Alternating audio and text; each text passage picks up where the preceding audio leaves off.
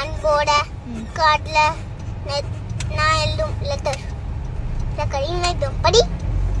கண்மணி அன்போடு காதலன் நான் எழுதும் கடிதமே. பாட்டாவே வச்சியா?